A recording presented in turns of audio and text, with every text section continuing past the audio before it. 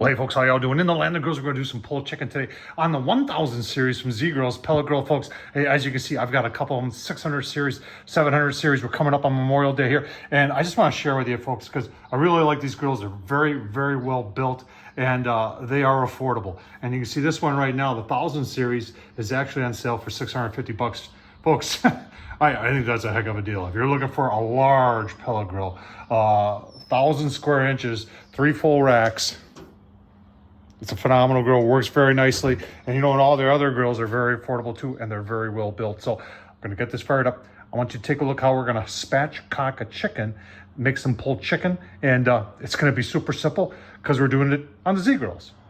All right, there's our bird, about 4¾ pounds, a good sized bird. Now, we're dealing with raw chicken, so let's talk a little safety first. Make sure you wash your hands after touching it. Soap and water, folks. And all we're trying to do for spatchcocking here is that we're gonna take out the backbone. And to do that, I use a good pair of poultry scissors. You can use a knife too, but you can see how easy this goes right through there. Just like that. Now you could stop at this point, but I like to take out the other side too. So flip it around, I'm right-handed. And just careful here because you don't want to cut your fingers off.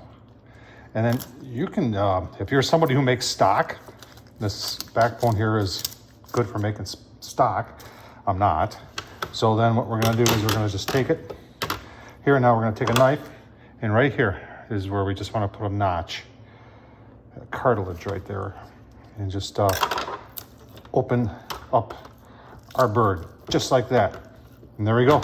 We're gonna wash it up a little bit on this side right here. Now, I don't season at all. I don't season until I pull my chicken. And even sometimes some people like different seasonings. The great thing about it then is you can make up individual packets with seasoning in it for those people. But what I like to do is I season mine as I'm pulling it. So we'll get it washed up. Super simple. Get it on the grill. All right, let's take a quick look at the setup. Got the Z Grill set at 225, reading 231. Great job. One of the things I like about these larger pellet grills is this one actually has 3 racks in it. And what it does, it helps with cleanup. So what I've got in there, and I'll show you, is you can see that large second shelf. That's where I've got my bird sitting. And that gives me the opportunity to have a drip pan with warm water in it underneath. Cleanup will be a breeze, folks. That's the great thing about a 165 internal. That's all we're looking for. Just gonna let the Z Grills do its thing. A little smoke on there, and give you one or more look-sees before we pull it, rest it, and then pull it. All right, 1 hour's into it.